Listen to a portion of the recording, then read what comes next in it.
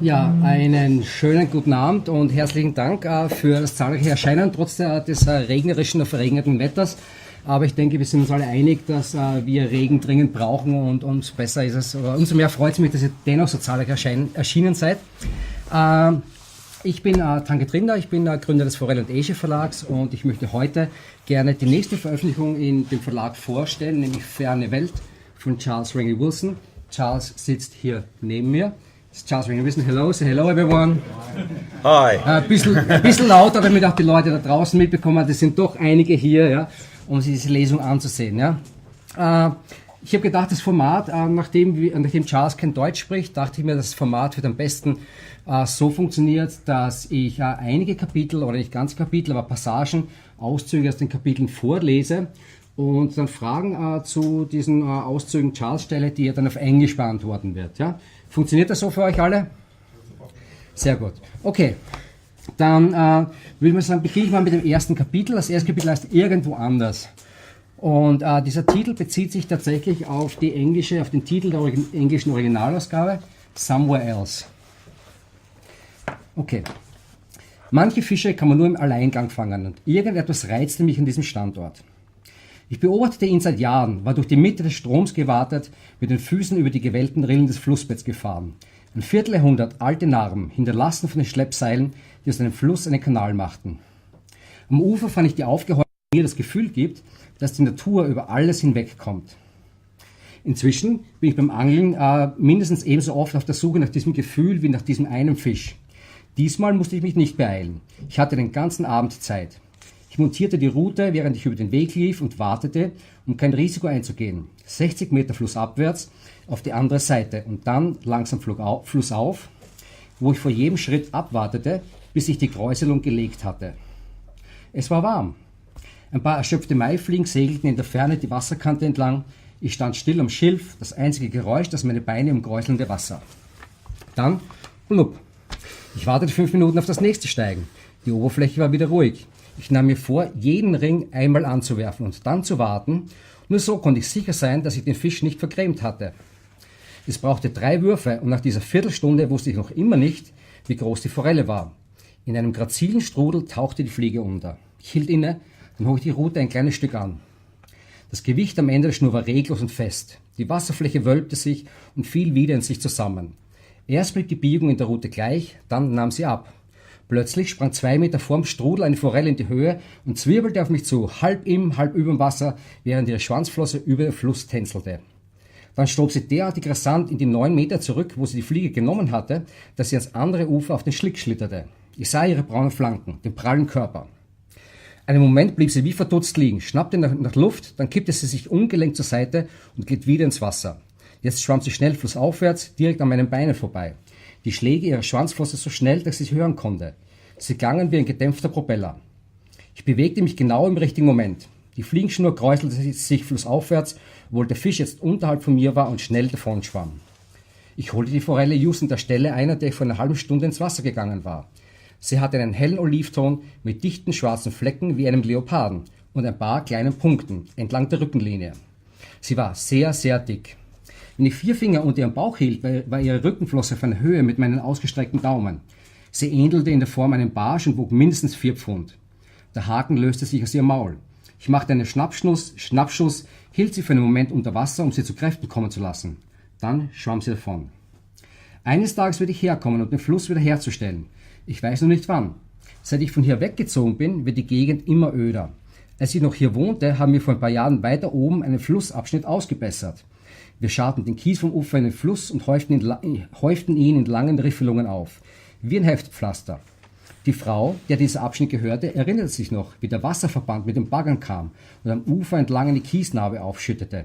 Sie erinnerte sich, dass die Ingenieure ihrem Mann sagten, fürs Angeln wäre das gut. Ihm brach es nur das Herz. Der Fluss war nicht mehr dasselbe. Ein lebender Fluss verändert sich in einem stetigen Prozess. Abtragungen hier, Ablagerungen dort. Auf diese Weise findet er mit der Zeit seine Form. Aber seelenlose Menschen können einen Fluss töten oder zumindest fast. Man kann ihn aufschneiden und ihm das Rückgrat rausreißen, bis er schlaff und bewegungsunfähig daliegt. Die Wassertechniker haben ihm sein Mark ausgesaugt. Ich saß am Ufer und drückte die Dreckskerle in Gedanken unter Wasser, bis keine Blase mehr aufstieg. Es ist nicht gut, sich derart aufzuregen. Wir müssen mit diesen Menschen zusammenarbeiten. Uns von ihnen unsere Anträge für Naturschutzmaßnahmen genehmigen lassen. Aber wenn ich das Sagen hätte, würde ich sie alles Stück für Stück mit dem Mund wieder zurücktragen lassen. An diesem Abend darf ich nicht mehr aus. Ich war für 3 Würfe 400 Kilometer weit gefahren. Doch meinen jährlichen Schuss hatte ich mir gesetzt, womit ich nur bestätigte, was mir ohnehin schon klar war. Was das Angeln betraf, war dieser Tag zu Ende. 3 Würfe genügten. Jetzt steuerte ich meinen Land Rover wieder Richtung Norden, eine weitere lange Fahrt zu einer anderen Biegung in einem anderen Fluss, der sich mir aus ganz anderen Gründen ins Gedächtnis gebrannt hat. Nicht, weil er ein leuchtender Hoffnungsschimmer in einer belagerten Welt wäre, wobei das vermutlich für alle Flüsse gilt, die wilde Forellen führen, sondern weil die Gegend etwas leicht Unwirkliches hat. What is really nice about this chapter, what I really do like about it, is that it gives away a little bit what the other passions are. So can you tell me, or can you tell us rather, what the wild trout trust is, and what the wild trout trust does, and how you got about founding it? Yeah, sure. So that bit of writing is about a river in southern England, which was very heavily dredged. I'm sure the same has happened in Germany for sort of agriculture and land drainage and so on. You've got trout streams that have had the gravel taken out of them. This was a wonderful river, still is in places, but is heavily damaged in others. And that's actually the case in a lot of British rivers. It's the result of years and years of management and channelization and so on, and mismanagement as well. And for a while, for a few decades probably, we tried to solve those problems by stocking fish, and you just put more and more fish in, and But I think this kind of movement it started in America really with Trout Unlimited. The sort of dissatisfaction with just solving problems of landscape damage with stocking, and certainly around the sort of early 90s, late 80s, early 90s in the UK, there was a kind of zeitgeist for sort of trying to get in and actually do something to fix the rivers, to put the gravel back in, improve the habitat and so on. And I kind of picked up on that, and a bunch of my friends were working in that kind of world, and I could see all these people working, someone over here and someone over here, and I thought, wouldn't it be good if we had an organisation, that's a good doorbell there, wouldn't it be good if we had an organisation that, hi. Good. That kind of represented this efforts to restore our rivers. Am I speaking and everyone's English is so good here, and I'm sorry I can't speak German. I apologise for that. In France, I would make a passable effort at doing schoolboy French. But my schoolboy German would just be really appalling. I thought what an organisation to kind of coalesce, to get together this effort of getting into the river, and we called it an organisation to get wet. You've got to get in the river and try and fix these problems yourselves. It's no good waiting for the authorities to do it. It's no good waiting for anybody else to do it. We've got to do it ourselves. So we founded this organisation called the Wild Trout Trust, which is still going now, 20 years later, because I started that in 1997, so it's 21 years old. When I say it was me and a bunch of friends, but it's now got a director, it's got a handful of project officers and so on, and it's responsible for hundreds, if not thousands, of kilometres of improved river in the UK now. And that story is about a place that inspired it, because that bit of river where I found that big wild trout that was there by some kind of miracle, had had the guts ripped out of it, and that was the place that inspired me and my friends to try and do something about that. And what I particularly like about it, and I think which is hopefully also quite encouraging for maybe a lot of people in Germany, Austria and Switzerland, is the fact that it started as a grassroots movement. Yeah. But these days you employ around 1,000, 2,000 people. No. Employed? No. There's probably about a dozen employees, okay. But in terms of volunteer effort, it does get into the hundreds, I should think. Yeah. And you have 2,000 2 or 3,000 members, yeah. And these days, whenever there's a river restoration project being proposed, you work closely with the authorities, and the authorities actually approach you if they want to. The authorities actually fund it now. They give money to the funding. So the way it works, that really set things off is, you're a fishing club or you're a landowner, and you look at your river and you think, yeah, that could be better, but how do we make it better? So the Wild Trout Trust answers that question for you. You write to the trust, and then we send out a project officer who's done loads and loads of restoration work, and he will work with the club and show them how to do it, and then just say, right, there you go, and maybe a little bit of funding as well. And that's really the thing. It's still grassroots. It's a fantastic project, fantastic movement, and I really hope that some viewers, listeners, will actually take encouragement from that and see or think, that this might be possible over here as well. So I do hope, that people take that away. Yeah. Okay, but Charles, du bist nicht nur Forelle- und Äsche-Angler, sondern du fischst auch viele andere Fischarten, und das nächste Kapitel, aus dem ich gerne vorlesen möchte, heißt Am Rande der Welt, The Edge of the World. Das ist mehr oder weniger das jetzige Zuhause von Charles. Das ist in Norfolk, so an der Ostküste von England. Ja, und kleiner Auszug daraus. Ein neues Gewässer zu erkunden ist 5 Kilometer vor der eigenen Haustür genauso faszinierend wie in 5000 Kilometern Ferne. Der Fluss liegt tief in einer Einkerbung im Land versunken, und bevor ich ihn sah, konnte ich ihn bereits hören. In den Fens hört man nur selten Wasser, weshalb ich auf dem Weg den Damm hinauf neugierig den Hals reckte. Klar floss der Graben zwischen den Stützpfeilern eines ehemaligen Stegs dahin, zog das Unkraut straff, kräuselte sich in einen flachen, 50 Meter langen Gumpen, führte dann zu einer weiteren Ziegelenge und eine schnelle Rinne nach unten. Zwei Gumpen, züngelnde Strömung, Kehrströmungen, flaue Ausläufe. Hier würde ich ganz sicher fündig werden. Ich lief die Wasserkante entlang, sah einen kleinen Hecht und eine große Forelle. Die Forelle verblüffte mich. Ich hatte zwar schon gehört, dass Meerforellen in diesen Graben aufsteigen, aber nicht gewusst, ob ich es glauben sollte. Dazu mussten sie von den kilometerweit entfernten Hügeln herabschwimmen, wo der Graben ein richtiger Fluss ist. Das war der Beweis, dass sie es konnten und taten. Von meiner Hintertür sehe ich auf eine Zuckerfabrik, eine Eisenbahnlinie und das nackt flackernde Licht eines Gewerbegebiets. Auch daran mussten sie vorbei. An der Mündung des Grabens ins Meer liegt noch eine Wohnsiedlung. Ich war einmal dort, um nach Meerforellen zu suchen. Aber es war alles voller Hundescheiße und Graffiti. Und in einer Lagerhalle schrie ein Pulk von Leuten: 1, 2H, 1, 2H, 1, 2H. Ich kriegte meinen Mut nicht zusammen, um nachts dort alleine zu angeln. Weiter flussauf lief ich in die beiden Knicke entlang, die ich auf der Landkarte gesehen hatte. Dazwischen fiel das Wasser hinter röhrig zu einem dunklen Schatten ab. Der Hecht kam plötzlich beim zweiten Wurf und folgte meiner Fliege schnurgerade durch den Graben, bis er mit gespreizten Flossen an der Kante stehen blieb. Ich zog weiter ein und wieder folgte der Hecht und stoppte. Dann nochmal, und ich sah die roten Kiemen, als der Fisch den Kiefer aufsperrte. Er preschte nach vorn, nahm die Fliege und schwamm weiter flussauf, bis sich die Leine unter der Rutenspitze straffte und der Hecht in wütender Verwirrung in die Luft schoss. Ich spürte, wie meine Beine leicht wurden und meine Ohren pochten. Ich kletterte die Böschung hinab, um ihn an der Hand zu führen. Ein Prachtexemplar, hellgrün marmoriert, fett und farbsatt, mit schmalem Kopf. Er musste durch Enten und Forellen schnell an Gewicht zugelegt haben. Ich stieg die Böschung wieder hinauf und setzte mich, um ihm zuzusehen, wie er sich beruhigte. Das Brummen eines Kieswerks kam über das flache Land herangeweht, wie das anbrannende Meer. Einen guten Kilometer weiter sah ich einen Rundturm und einige Schotterhaufen.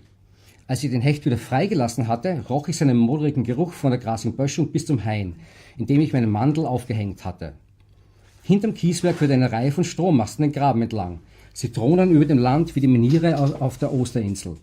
Manchmal sieht man Muster, die sich kreuzen und überschneiden, wie ein großes Netz aus Metall. An der Fizzy Bridge knisterte der Strom wie ein senderloses Radio in der Luft. Die Fans sind mit dieser Spannung aufgeladen. Später sah ich an der gleichen Stelle noch einen Hecht und rief Jonathan an, um ihm von meinen Sichtungen zu erzählen. Er ersann einen Vorwand, um in den Norden zu fahren, und so liefen wir an diesem Wochenende den Hochwasserdamm entlang, während sich die Spitzen unserer schweren Fliegenroute seitlich im Wind bogen. Das macht's einfach, rief Jonathan. Das Wasser war klar, wo es hoch stand. So hoch, dass die grasbewachsenen Ränder am Ufer der tiefliegenden Böschung überflutet waren. Jonathan ging voran und hatte binnen Minuten einen 6 Pfund schweren Hecht am Haken. Der Fisch wandte und drehte sich an der Oberfläche, spritzte Wasser auf, das vom Wind niedergepeitscht wurde. Es hätte jemand eine Handvoll Kies aufgeworfen. Fuck, sagte Jonathan, der Hecht war weg. Aber 6 Meter weiter hatte er schon den nächsten, noch etwas größeren am Haken. Ein getunter Ford Escort fuhr auf die Brücke. Extra großer Auspuff, tiefliegendes Chassis. 3 Typen saßen drinnen, bis die Fenster beschlugen. Dann stiegen sie aus und lehnten sich ans Geländer, um uns zuzusehen. Nachdem Jonathan schon 3 Fische gefangen hatte, schickte er jetzt mich vor. Ich lief die letzten Meter bis zur Brücke, wo die Fliege direkt unter den 3 Typen landete. Ich betete darum, einen Fisch zu fangen. Während sie in beängstigendem Schweigen zusahen, löste sich ein schwarzer Schatten vom Flussbett und schob sich über die weiße Fliege. Der vordere Teil des Schattens schüttelte sich und ich zog so fest ich konnte die Rute nach oben. Ein richtig großer, rief Jonathan. Der Hecht bog meine Fliegenrute zum Halbkreis. 14 oder 15 Pfund, schätzte Jonathan und zog hinter mir an seiner Zigarette. Die Rennfahrer kamen zu uns auf den Damm. »Ey, krass, was für ein fetter Fisch«, sagte der Fahrer. Sie verfolgten, wie ich das Fähnlein-Krokodil ohne viel Wirkung auf und ab durch den Graben zog. Erst hing es schlaff wie ein totes Gewicht am Haken, dann durchzuckte es wieder Leben, dann hing es wieder schlaff, bis es in ein Krautbett stob und die Fliege abschüttelte.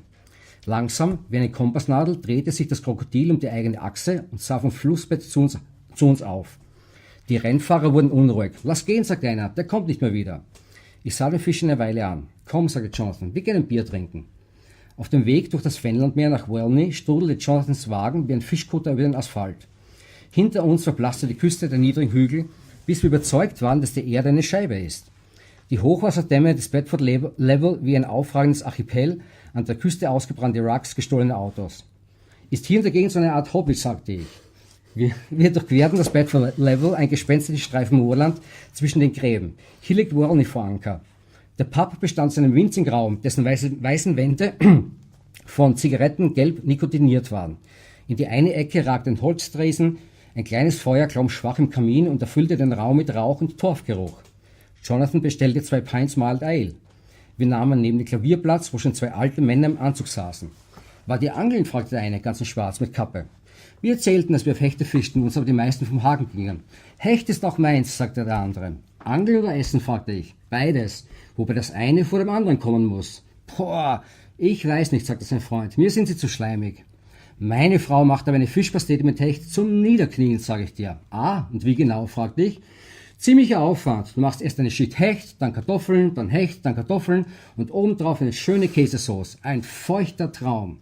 Holt mich aus jeder Kneipe heim, ich sag's dir.« »Aber schleimige Ekelpakete sind es trotzdem«, sagte der Mann in Schwarz und wandte sich zu uns. »Wenn du vorher den Schleim nicht abgießt, schmecken die wie Modder. Und das ist noch eine Beleidigung für Modder. Was ist mit Salz?« »Salz tonnenweise, aber am besten du legst den Hecht über Nacht in ein Salzbad. Das zieht ihm den Schleim raus. Darfst du aber auf keinen Fall ins Waschbecken kippen. Das repariert dir kein Klempner. Da tunkst du ihn so oft es geht in kaltes, klares Wasser, dadurch wird er richtig sauber.« Wir leerten unsere Pints, holten uns 2 neue und ein paar Tüten Erdnüsse.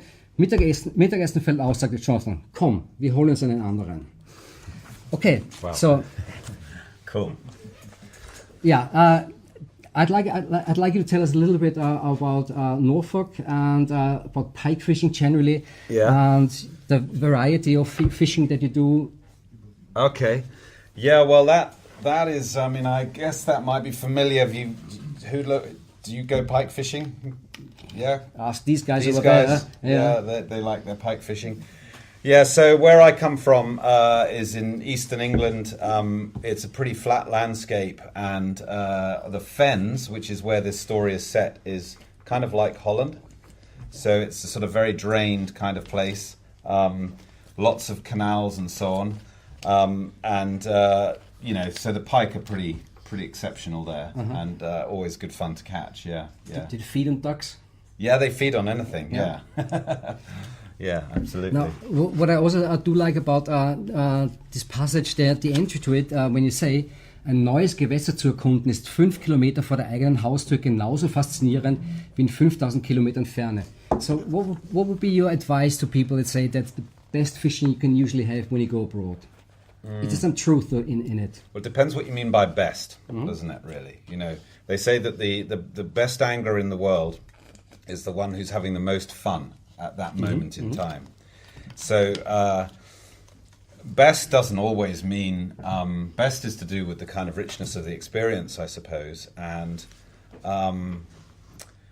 the more fishing you do, the weirdly enough, I love going to far-flung exotic places and seeing amazing fish in Tasmania or New Zealand or whatever. But that's wonderful. But the more I do that, the more I kind of like the very converse of that, which is finding amazing fish that you'd kind of forgotten about under your doorstep, And in fact, I had an experience like that recently because I was in America, and this pal of mine said, "Have you ever caught a sturgeon?" And I said, "No, I haven't." And he took me to this was literally his round-the-corner fishery on a place called the Willamette River in Oregon City. Mm-hmm. And it was under a flyover and by the airport and near this enormous hotel. And we caught a 300-pound sturgeon.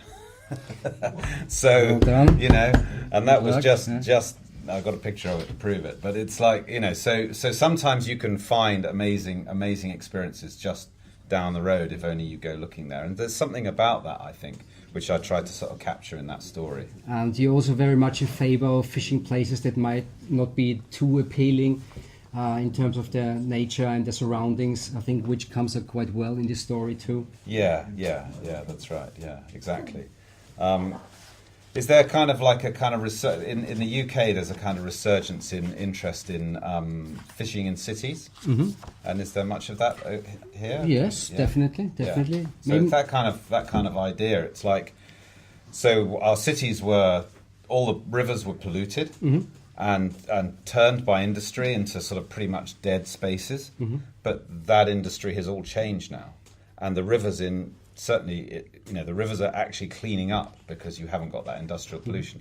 And so you've got this amazing fishing coming back into the heart of where people live. And that's really, really interesting. Okay, talking about the places that you go to fish also abroad. Die nächste Geschichte, die bringt uns an den Miramichi in Kanada. Ja. Okay.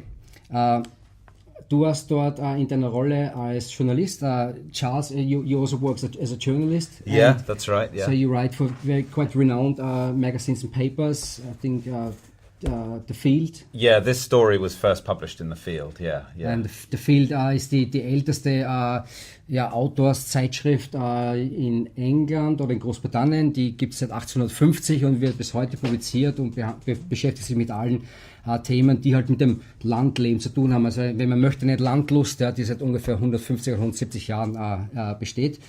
Darüber hinaus schreibst du auch für große englische Tageszeitungen, The Guardian, Daily Telegraph, Gray's Sporting Journals in the US as well. Yeah.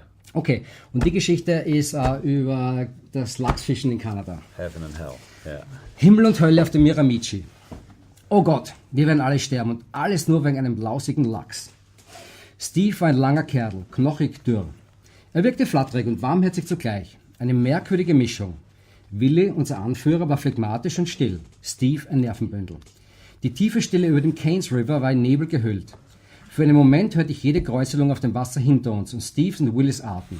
Wir betrachteten einen Tatzenabdruck im Sand, zu groß, um von einem Hund zu sein. Eine Bärin hatte hier mit ihrem Jungen gespielt und mit ihren Krallen handtiefe Einkerbungen hinterlassen. Ja, Bär, frischer Abdruck, Sand ist noch feucht. Willi wandte sich zum Fluss. Das Wasser ist ein Stück gefallen seitdem, sagte er, was er offenbar wichtiger fand als die Bärin. Steve und ich standen stockstarr über dem Abdruck gebeugt. Verdammt, der kann überall sein, sagte Steve. Wahrscheinlich sitzt er irgendwo da hinten in den Büschen und seilt einen ab, während er sich überlegt, wen er als erstes abmurkst. Wir werden auf dem Rückweg richtig Lärm veranstalten müssen, sagte Willi trocken. Das war der Höhepunkt unseres Tages, der trotz der feurigen Farben und des sanft murmelnden Wassers auf seinem Weg zu Miramichi immer eintöniger geworden war. Wir hatten nichts gefangen, nichts gesehen. Ich rechnete aus, dass ich jeden Tag an die 840 Mal meine Schnur auswarf und hätte schon gern gesehen, wenn zumindest 2 Würfe auf Angang stießen, auf irgendeine Form von Kontakt, einen Zug in der Schnur oder eine Verweigerung. Schon wenn eins der Ahornblätter, die jetzt die zurückweichenden Konturen der Wasserkante zu säumen begannen, meine Schnur gestreift hätte, hätte mein Herz ausgesetzt. Aber 1680 Würfe waren ins Leere gegangen. Ich hörte, wie Steves Schnur durch die feuchte Luft sauste. Ein rhythmisches Zischeln, das angesichts der wilden Regellosigkeit, die wir zu fassen kriegen wollten, absurd geometrisch wirkte. Zum 3. Mal arbeitete er sich durch diesen Gumpen, während ich im Gras saß und hoffte, der Bär würde kommen. Ende des 2. Tages. Beim Fischen nach atlantischem Lachs ist Optimismus ein Aufputschmittel. 12 oder gar 24 Monate lang impfte ich in mir ein, versuche die letzte Tour zu vergessen oder die Erinnerung daran so sehr einschrumpfen zu lassen, dass nur noch die Spannung bleibt. Und so mache ich mich jedes Mal voller Hoffnung auf den Weg. Als ich Fredericton erreichte, stand die Sonne schon tief über den Bäumen und dem Fluss. Auf den Säulengängern und Veranden lag ein kupfernder Schein. Ich fuhr die Küste entlang, durch das Stadtzentrum, vorbei an den schmucken Häusern, den Theatern mit den dorischen Säulen, an Gras und sauberen Bürgersteigen, um nach Norden in das dunkelnde Land aufzusteigen, in dem sich die Landstraße wie ein tiefer Wellengang auf hoher See auf und ab wälzte. Ein fester schwarzer Streifen Ozean zwischen den Bäumen mit ihren von der langen Dämmerung gedämpften Herbstfarben. Ich suchte nach Schildern zum Miramichi. Im Radio sprach der Moderator mit einem Lehrer aus der Gegend. Die Schule ist abgebrannt? Ja, und jetzt findet der gesamte Unterricht in der Feuerwehr oder in der Kirche statt, erklärte der Lehrer frohgemut. Die Gemeinde hält zusammen.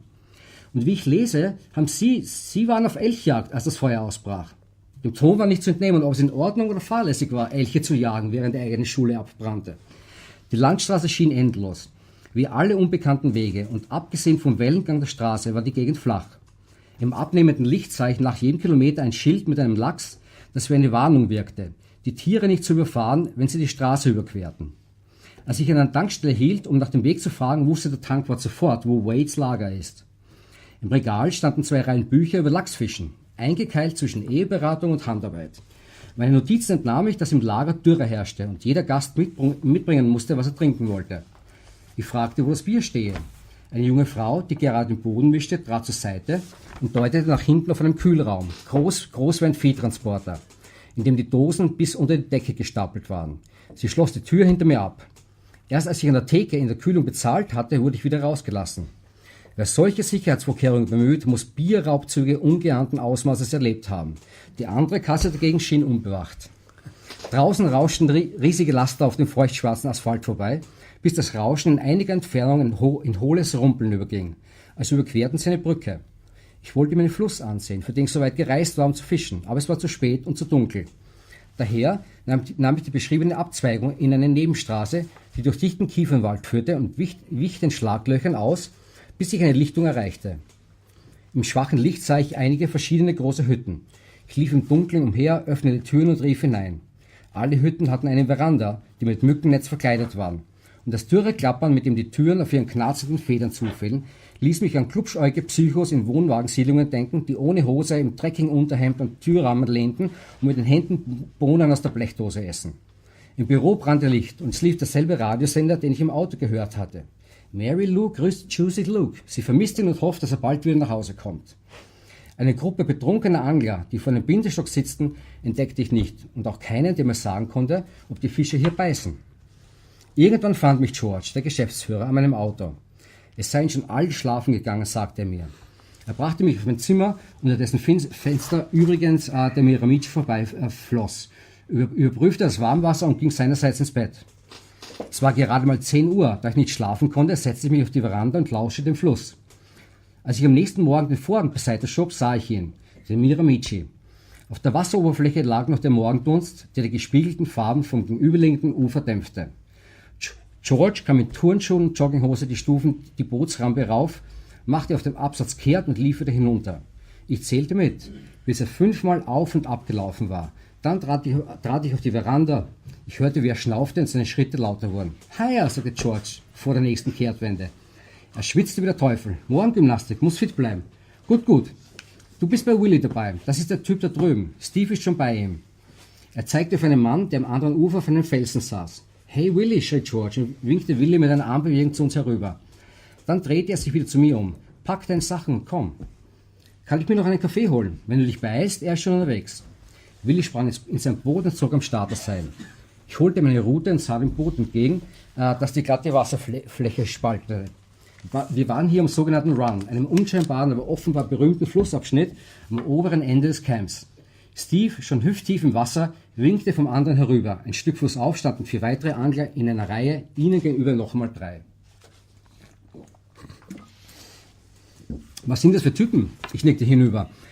Meist Ärzte im Ruhestand, sagte Willy. Der Blackbrook Club. Blackbrook Club. Klingt wie eine Poppergang aus New York. Die fischen auf vielleicht 300 Metern. Ich hob die Augenbraue. Aber 300 Meter sind 300 Meter. Ich blickte den Fluss hinauf. Für mich sahen beide Abschnitte völlig gleich aus. 20 Minuten später gellte ein Jep und einer der Ärzte holte einen Lachs an Land. Nach einer Stunde dasselbe. Jep. Der Fluss war nach dem Regen hoch und schlammig, unser Treiben zäh. Steve arbeitete sich vor mir 50 Meter das Ufer entlang, wartete hinaus, setzte sich ein paar Minuten hin, um mit Willy zu plaudern und ging flussaufwärts wieder hinein. Ich tat es ihm gleich. An diesem Morgen wechselten wir vielleicht 6 Mal untereinander die Position. Ein paar Fische rollten sich oder klatschten träge Springer mit dem Bauch auf die stille Wasserfläche, wie um uns zu zeigen, dass es sie gab. Blackbrook verzeichnete noch 2 weitere Fänger. Yep, bevor wir zum Mittagessen ans andere Ufer fuhren. Yep. Ich sah den Fluss hinauf, wo ein älterer Herr gerade den 5. herausholte. Yep. Er sah mich und winkte. Ich winkte zurück. Dann rief er etwas, das ich nicht verstand. Wieder im Camp redeten wir darüber, ob der Fluss stieg oder fiel, klarer oder trüber wurde. 2 Typen, die weiter unten am Fluss gefischt hatten, fragten uns hoffnungsvoll, wie wir, die wir womöglich sachkundiger waren als sie, die Aussichten einschätzten. Steve zuckte die Schultern und sah mich an. Ich antwortete, dass ich noch nie in Kanada geangelt habe und gehofft hätte, sie würden mir mehr darüber sagen können. Wir sahen durchs Fenster auf die Wasserkante. Einer der beiden meinte, es stehe jetzt wohl ein bisschen niedriger. Immerhin ein gutes Zeichen, sagte ich. Ja, fragte er. Er überlegte einen Moment, dann fügte er strahlend hinzu. Ja, stimmt, gutes Zeichen. Er rannte runter zum Wasser. Er richtete einen Steinhaufen und steckte einen Stock in den Schlamm. Während wir zum Mittag aßen, beobachteten wir Stock und Steine. Wenn sich der Fluss bewegte, dann nur sehr wenig. Irgendwann sagte jemand, in diesem Jahr hätte der Fischzähler hier eine Rekordzahl an Lachsen registriert. Na, dann holen wir jetzt einmal ein paar davon raus, sagte Steve und stand auf. Aber der Nachmittag war tot. Ich schoss ein paar Fotos von Steve, tief im Miramichi, der Fluss ein glatter Spiegel der dunklen Konturen des Waldes. Aber ich brauchte ein Bild von einem Fisch. Ohne Fisch keine Story. Da ich meiner Frau versprochen hatte, sie anzurufen, packte ich ein paar Minuten früher meine Sachen, um zum Camp zurückzugehen. Viel verpassen würde ich wohl nicht. Als Steve zum Abendessen kam, sagte er, er habe gleich nach meinem Aufbruch einen kleinen Lachs gefangen. Aber hallo, sagte ich, wenn ich noch geblieben wäre, hättest du ihn sicher übersehen. Womit hast du ihn gefangen? Black Bear mit grünem Butt. Am nächsten Tag, am selben Ort, wusste ich schon, welche Fliege Steve benutzen würde. Immer wenn sich vor George, einem neuen, ein Fisch bewegte, rief der Steve, hey, hast du noch einen Black Bear mit grünem Butt? Das sind so die kleinen Kleiderhaken der Hoffnung, an die man auf der Jagd nach atlantischem Lachs ein Gewand hängt. Wir hatten schon vorher über Fliegenmuster gesprochen und Steve, der Programmierer meinte nur, wenn dir die Leute sagen, mit der und der Fliege fängst du 80% der Fische, aber 80% aller Angler benutzen diese Fliege, was willst du dann erwarten? Da hatte er recht. Alle wissen es, alle verdrängen es. Letztes Jahr habe ich alle meine Fänge mit einem Blue Charm gemacht, fügte er nach einer Pause hinzu. Nicht mal der Black Bear ging an diesem Morgen. Als wir zum Mittag unsere Sachen packten, seufzte Steve. Wenigstens haben wir es versucht und meinte noch, zumindest ist das Wasser ein Stück gesunken. Jede Wette, wenn erstmal die Schotterbank da frei liegt, holen wir sie uns. Beim Mittagessen besserte sich die Stimmung langsam. An unserem Tisch saßen einige Experten. Bruce, einer von den 2 Neuen, hatte schon einen Lachs gefangen. Er hatte blonde Haare und eine derart tiefe Stimme, dass alles, was er sagte, wie ein Trailer für einen Kinofilm klang. Wenn er sprach, wackelte der Salzstreuer. Sein Kumpel John war ein Wirbelwind. Er kaute schnell und machte, ohne mit dem Kauen aufzuhören, schnelle, professionelle Ansagen zum Zustand des Flusses und zum Lachsfischen allgemein. Ein Mann mit Witz und Leidenschaft, ein Macher aus der Verlagswelt. Unwillkürlich, fast unmerklich begann sich die Dynamik der Gruppe zu verändern. Diese Typen hatten nur Stunden nach ihrer Ankunft schon einen Fang gemacht. Mit der Green Machine habe ich sie gekriegt, sagte Bruce. Ich fragte John, welchen Anteil die Fliege habe und welchen der Standort, weil ich anscheinend immer am falschen Ort war. Fakt ist, sagte John, während er sich eine Gabel mit Kartoffeln und Schinken in den Mund schaufelte. Das ist pure Mathematik. Je länger deine Fliege im Wasser ist, desto größer deine Chance, einen Fisch zu fangen. Er blickte gerade heraus auf die Feuerstelle. Aber hey, wenn die hier abgehen, die reißen dir den Arsch auf, bis du 2 Löcher hast. Er schüttelte den Kopf und spießte die nächste Kartoffel auf. Es könnte ihm genau das passieren und das müsste man dringend was dagegen unternehmen. In einer Ecke lief lautlos der Fernseher.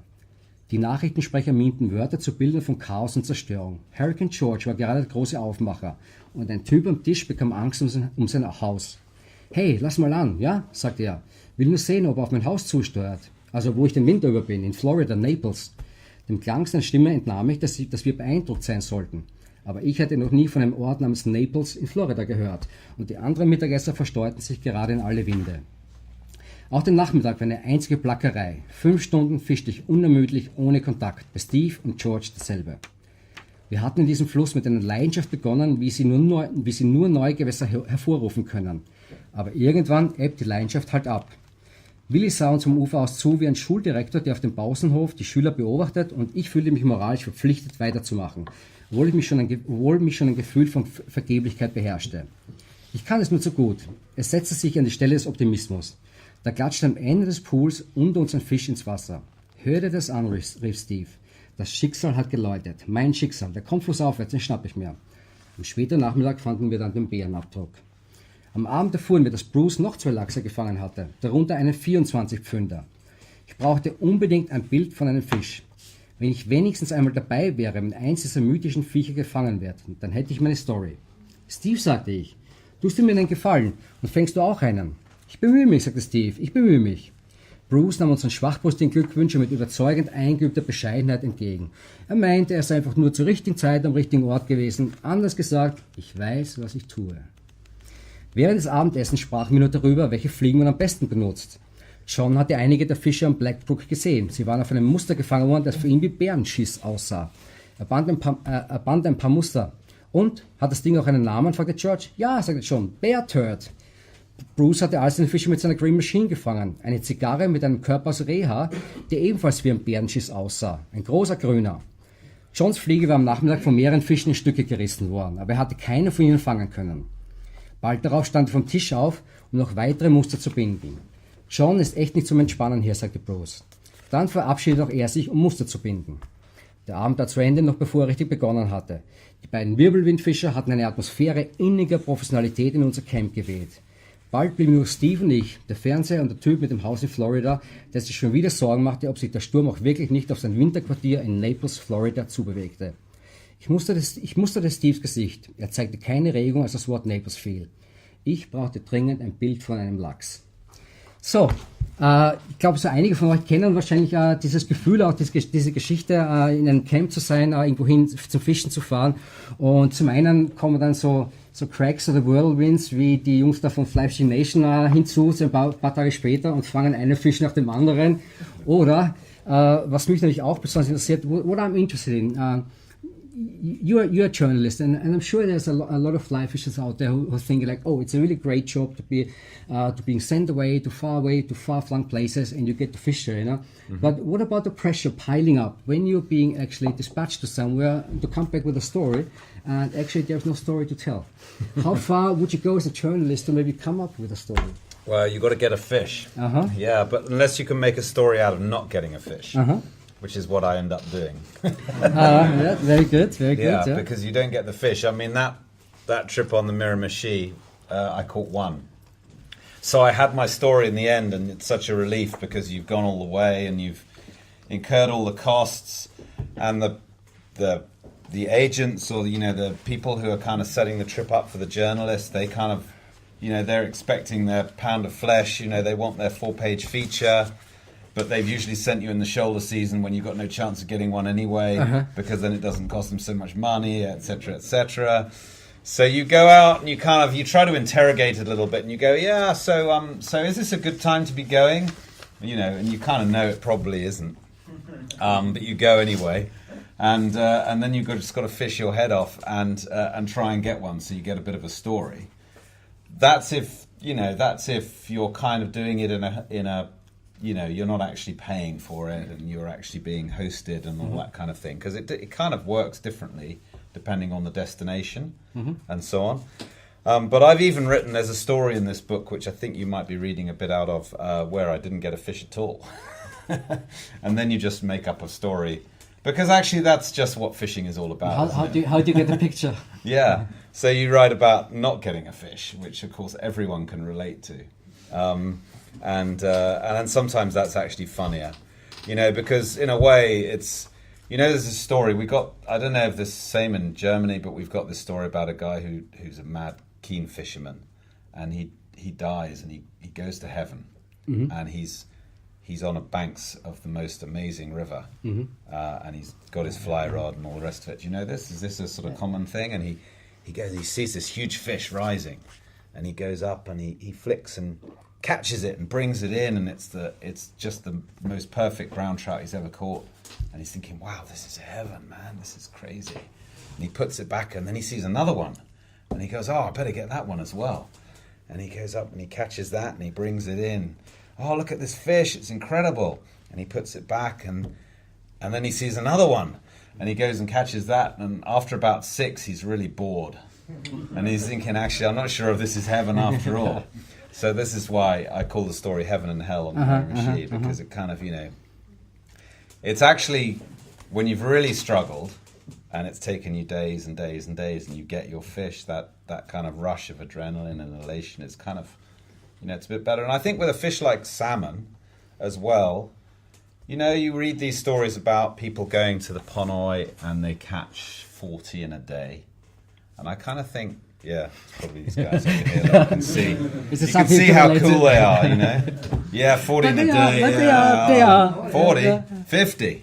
Well, why doesn't count? Everybody knows that. Exactly. It's not salmon fishing. Salmon fishing, exactly right. Because with salmon, it's like I feel you've got to remember every fish. That's when it's really good. Is if you get to the end of the day, you might have had 3 or 4, but you can remember all of them, and then years later you can still remember them. And I've caught I've caught over 100 salmon now. I haven't caught many because I keep going to places where the fishing's not very good, but I can pretty much remember all the salmon I've ever caught. I could never do that with trout, but I can do that with salmon, and that's when you're really valuing the fish, But that kind of contradicts a German saying which goes along the lines that you forget the fish that you caught, but you will always remember those fish that you lost. Yeah, the ones that got away, of course. Yeah, exactly. Yeah, that's right. Yeah.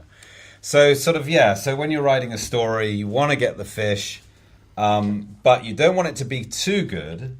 Mm-hmm. Because actually the best stories are made up of when it goes wrong and when things don't go according to plan and it's all a bit of a disaster, and you it's what you pull out of the fire at the end, and that you usually get a bit of comedy in that and that kind of thing, and it's And what's it like when you go there as a journalist and probably the people in camp know that you're there for a purpose, and they just go there and they catch one fish after the other? Are you being the butt end of the joke, or? Yeah. Oh, you just go with the flow. That's whatever. Yeah, it's fine. Okay. Should we? Nice. Yeah. Nice. Which one are you doing now? Okay, the next one I'll be doing is called Mückenspray am Arsch. Is it the London trout? No, the Alpanis Creek. No, ain't got deed, ain't got shit. Yeah. Oh yeah, okay. Do you think we? Yeah. Okay. Good. Yeah. Yeah. You happy with that? Yeah. Cool. Because I think yeah. Okay. Yeah. Good. Okay. And contrary to what you just said, on that trip you caught loads and loads and loads and loads of fish. Yeah, this one was crazy. Ja. This one was crazy. Okay, weiter flussauf kamen wir zu einer Insel mit grünem Weideland, auf der es ein verfallenes Inuit-Dorf gab, dahinter eine Ansammlung von Wellblechhütten, die vielleicht 1-2 Mal im Jahr von Anglern zum Übernachten genutzt wurden. Also der Trip geht nach Alaska, oder? It was a trip to Alaska. Yeah. No. Oh. It's the other side. It's Arctic Quebec. Okay. East Coast. But definitely very far up north. Long way north, yeah, just kind of on the edge of the ice, yeah. Okay, drinnen fanden wir einen Kessel und ein paar trockene Stöcke zum Feuer machen. Wir kochten am Fluss Wasser und beobachteten die Karibu-Herde, die sich immer noch das Tal hinaufschob. Eine Eingangstür war an der Oberkante angekratzt, das Wellblech von Krallenspuren verunstaltet. Muss wohl ein Bär nach Nahrung geschnüffelt haben, sagte Cliff. Besser, wir schließen heute Abend ab. Ihr wollt hier bleiben, fragte Steve sie erwartungsvoll. Klar, sagte Craig. Wir bleiben hier, fischen am Abend und holen uns einen richtigen großen Seesaibling. Morgen früh geht's wieder runter. Wir nutzen noch die Flut in der Mündung und sind morgen Abend zurück. Gerade holten wir jeden Tag an die 100 Stück raus. Wenn es morgen gut läuft, kriegen wir auch die Marke noch geknackt mit 3 verschiedenen Arten. Ich hätte echt Lust gehabt, hier zu bleiben, sagte ich zu Steve, als wir uns den Pool abstießen, um flussabwärts zu fahren. Allein, um eine Nacht ohne Schnarchen zu erleben. Vergiss es, wenn sie dich mit ihrem Schnarchen weich gekocht haben, hol dich der Bär. Auf dem Rückweg nahmen wir einen Karibu-Schädel an Bord. Wir hatten ihn schon auf dem Weg herauf am Ufer liegen sehen, ein kompletter Schädel mit riesigem Geweih. Er war moosüberzogen, feucht und roch nach Verwesung, weshalb ich mich geweigert hatte, einen ganzen Tag das Boot mit ihm zu teilen, wie gut er sich auch in Steves Scheune oder auf seiner Harley-Davidson oder weiß wo der Teufel wo machen würde. Nach längerer, verzweifelter Suche fanden wir ihn einen Meter unter Wasser. Die Flut hatte ihn überspült und Steve holte ihn mit dem Netz ins Boot. Der grüne Modder lief quer übers Deck. Wie zum Teufel willst du den nach Montana kriegen? In einer Tasche, sagte Steve, als gäbe es keine dümmere Frage auf der Welt. Jonesi verzog keine Miene. Er hatte alles schon mal erlebt. Ich wechselte das Thema. Die Tarnjungs mit ihrer Zählerei. Schon komisch, oder? Ich finde Zählen ja Quatsch und dann fischen die nicht mal mit der Fliege. Aber andersrum erwische ich mich, wie ich denke, hey, das ist unser 22. Fisch heute und der ist größer als der größte von denen. Gib's zu, Charles, sagte Steve. Am liebsten würdest du diese Bauerntrampel den Arsch versohlen. Die Mündung war stiller ohne Craig und Cliff. Ihre Begeisterung hatte uns alle mitgerissen. Jetzt fehlte sie uns. Es gab so viele Saiblinge, sie waren so leicht zu fangen und trotzdem kriegte das Tarntandem nie genug. Wir müssen uns irgendetwas einfallen lassen, Steve, sagte ich, nach ein paar Stunden. Von den Felsen fischen oder so. Ich hätte nie gedacht, dass es mich irgendwann mal anödet, so viele Fische zu fangen. Jonesy fuhr uns zu einem Riff, dessen Felsen im abnehmenden Wasser trocken gefallen war. Wir stiegen aus dem Boot und liefen. Hier schoss und kräuselte sich das Wasser auf seinem Weg über und neben dem Felsen. Das war schon eher ein Fluss als der monoton tiefe Mündungstrichter. Im Boot fühlt man sich oft beengt und es ging mir gleich besser, als ich die Felsen unter den Füßen spürte und mich bewegen konnte. Aus reiner Neugierde entschied ich mich für ein Mausmuster mit Rehhaar. Hey Steve, schau mal, fip fip. Ich zupfte die Maus in kurzen, schnellen Stößen heran. Sie zog eine Linie durchs Wasser, tauchte unter, ditchte wieder hoch und mit jedem Zug wippte ihr Lederschwanz. Zu beiden Seiten brandeten Bugwellen auf und jagten der Maus nach, bis sie in einem Wirbel im Wasser verschwand. Pulsierend ging die Schnur von der Rolle. Endlich wurde sie langsam und stoppte, als weit draußen ein großer Fisch mit dem Kopf gegen die Wasserfläche schleuderte. Verdammt nochmal, hast du das gesehen? Allerdings, sagte Steve, hast du noch mehr solche Mäuse? Gut gelaunt fischten Steve und ich in der Ebbe weiter. Mama stürmten 3, 4 oder gar 5 Fische zugleich auf den Köder zu, schnitten gassend den Fluss, trafen sich im auffallenden Getümmel ihrer kochenden Wellen. Die Rute erbebte und mit kreischender Rolle schoss die Schnur aus. Andere Boote kamen zu uns an die Felsen. Die Guides stellten sich nahe bei und redeten leise, während wir den Fischen zujubelten. Ich bemerkte, dass wir immer höher wichen, weiter weg vom Riff. Und als die Strömung abzuschwellen begann, wurde es auch bei uns ruhiger. Es war jetzt hell und still. Wir saßen auf den Felsen, schnipsten Steine und starrten abwesend in den Fluss. Was zum Teufel ist das? Steve erspähte als erster die Wale, 3 weiße Gestalten, die zwischen den Wellen und ihren Spiegelungen verschwommen. Sie bewegten sich schnell, zogen um unsere Landzunge herum in die Bucht. Jonesy und die anderen Guides, Johnny und Noah, hatten in einiger Entfernung auf den Felsen gesessen, geraucht und geredet. Jetzt sprangen sie auf, rannten los, schrien. Als Noah an mir vorbeilief, um am Ufer den Walen zu folgen, trat er auf meine Fliegenroute. Die Spitze brach ab, aber er blieb nicht stehen. Johnny und Jonesy rannten zu ihren Booten, warfen die Ausrüstung über Boot, hoben die Bretter hoch. Jonesy zog am Starterseil im Heck seines Bootes. Johnny sprang mit einem rostigen Gewehr Kaliber 303 auf. Das Boot bellte los und schnitt nach Noahs Anweisungen durch die Bucht. Als der kleinste Wal durch die Oberfläche stieß, gab Johnny 2 Schüsse ab, die durch die Bucht hallten. Der Wal tauchte unter und dünne Blutschlieren flockten in den Fluss. Irgendwer rief, Shit, Vorsicht, Querschläger! Johnny folgte dem Wal, der in unsere Richtung stieß und jeden Moment wieder hochkommen konnte. Wie betäubt von der wilden Jagd saßen wir auf unseren Felsen. Doch als noch 2 Schüsse durch die Luft peitschten, suchten wir panisch Schutz hinter einem schmalen Felsvorsprung. Als der Wal langsamer wurde, ließ Johnny das Gewehr sinken und stieß ihm beim nächsten Auftauchen tief die Harpune ins zähe Fleisch. Blut quoll ins klare Wasser, bis die ganze Bucht rosa gefärbt war. Johnny band ein Seil um die Schwanzflosse des Wals und verknotete es, während Jonesy in eine Lücke zwischen den Felsen fuhr. An der Flosse wuchteten sie den Wal über den gewölbten Felsen und schlachteten ihn bis auf den letzten Knochen aus. Dabei redeten sie unablässig aufgeregt und kauten die Zehenfleischstücke. Eine Delikatesse, die sie uns ebenfalls anboten. Finger weg, sagte Steve. Davon kriegst du Dünnpfiff. Das ist unser erster Beluga dieses Jahr, sagte Johnny. Das Jahr war schlecht, kein einziger Fang. Also ist das jetzt besonders gut. Jonesy trug sein Viertel davon und lächelte uns im Vorbeigehen freundlich an. Während der Jagd auf diesen Wal in diesen 30 Minuten, in denen unsere Ausrüstung sie nur behinderte und wir für sie nicht mehr existierten, bekamen wir unseren Platz zugewiesen, als glückliche Gäste. Noah kam zu mir und entschuldigte sich, dass er meine Fliegenroute zertreten hatte. Kein Problem, sagte ich. Ich hätte einen Freund beim Hersteller, der sich immer seiner Garantien brüste. Dieser Ausnahmefall würde im Foyer an der Pinnwand landen. Ich wollte nochmal von vorne anfangen, genauso viele Saiblinge fangen und sie wertschätzen. Für die Inuit waren Saiblinge zum Essen da. Die ganze Woche über hatte ich das Gefühl, was Jonesy begreifen konnte, war die Handvoll Fische, die wir zum Mittagessen töteten und aßen. Bei all den anderen, die wir einfach wieder ins Wasser warfen, da fehlte ihm jedes Verständnis. Später tauchte das Tarntandem aus dem abendlichen Dunst auf, Greg aufrecht am Bug. Das Wasser war deutlich abgeebbt, sodass ihr Boot schon über den Grund kratzte. »Wie ist für euch gelaufen?« fragte ich. »Eine Menge Fische rausgeholt«, rief Craig. »Richtig große Dinger. Cliff hat 108, ich 112. Und bei euch?« »Auch so einige«, sagte Steve.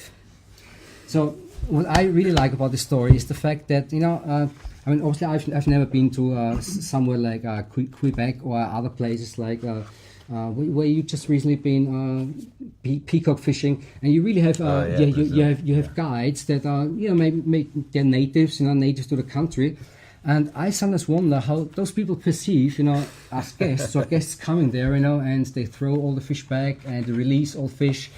And to them, fishing is a livelihood, and they depend on fish for their food and for their sustenance.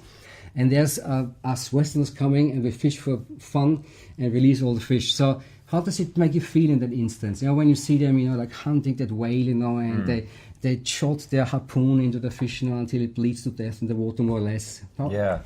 Well, the whole thing is just like it's just got these cultures and these different approaches coming together, and it's really, really interesting. I mean, I had no problem at all with them. I know whaling is controversial, but this is a completely different situation. Subsistence kind of society. It's actually very heavily regulated. They've only got a certain number of whales that they can harvest in any given year, and it's kind of a lifeline for them. And what was really interesting when they got this beluga whale and they pulled it up, there was nothing left by the time they'd finished. Within 2 hours, it was like watching ants on a on a sort of body. There was just all there was a backbone, and everything else was going to get used. So that was incredible. And against that contrast, which we kind of, we disapprove of in the West, there's us sort of high-rolling fly fishermen just kind of toying with these fish, and it does ask you some questions. Yeah, it does. Yeah. And of course, and actually, the guides weren't that dialed into how to kind of handle fish and that kind of thing. So sometimes you'd be putting them back and you're thinking, I'm not sure that's going to survive.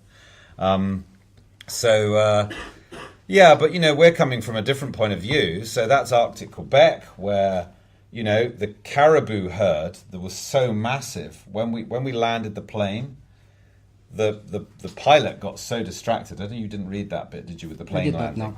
So we were flying in this little plane called a Twin Otter, and the pilot got so distracted by the size of the herd of caribou that were migrating across the landscape that he nearly crashed the plane. And when the plane landed, all the alarms went off because he hit the ground so hard, because I think he thought the ground was another 50 feet lower down. So we all kind of went, okay. And the pilot turned around and sorry guys, that was the worst landing I've ever done, but did you see all the deer out there? and those caribou were migrating past our camp non-stop for a week, all the time. There was just like this constant conveyor belt of caribou going past. So many that when the tide went out, there was a line of caribou fur about that fat and that wide on the high tide mark, So this is what abundance is in Arctic Quebec, and it was the same with the fish. There were just gazillions of them. And we have our catch and release culture from a landscape that has got 2,000 years of mankind messing it up. So fish are quite scarce where we come from, so we put them back, because if we didn't put them back, there wouldn't be any there the following year. And then you have these things kind of intersecting. So you take these cultures and different approaches. So yeah, it's really interesting. Yeah. Now, one thing I really do like about this book and about your stories and about your travel is that they seem to be all quite individualistic journeys. I mean, okay, this one was quite organized, but on the whole, when you read the story about Bhutan and you read about fishing in Australia and obviously France and Croatia, you always seem to venture out kind of on your own, and you do like the way you approach your destination as well. It seems to be almost as important as the fishing itself. Is there some truth to that, or do I read something into it? It might be that it might. Well, yeah. I mean, I like fishing with friends, and fishing with friends and fishing on my own. It might be also it's the stories that make good stories. Yeah. I mean, I don't think that I kind of approach it any more differently than anybody else, but I suppose I like the hard work involved, but I can completely get where if you've got a busy kind of executive job and you're at the desk like 48 weeks a year, and you haven't got time to kind of tool around, just sort of saying, I wonder what's over here, so you want to be taken to the fish, and that's where the kind of more choreographed kind of thing comes in. I quite like just exploring on my own, but it's a matter of how much time you've got available and so on. Because one trip you went about exploring quite a bit is the next story I'd like to read, which is called Shitloads of Refusal oder volle Kante Verweigerung auf Deutsch. Does that work in? Does it Yes, work it in does. translation? Yeah. I mean, obviously, it's not so easy to translate shitloads of refusal, but I think everyone gets the gist. Yeah. Okay. Ich bekam eine E-Mail von Jim aus Amerika. Die gefriergetrockneten Hippies planten ihre alljährliche Pilgerreise in die Wälder von Maine. Sie angelten schon lange zusammen.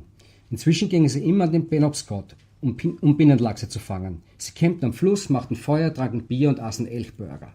Jim hatte in seinem Wohnmobil noch eine Koje frei und fragte mich, ob ich Lust hätte mitzukommen.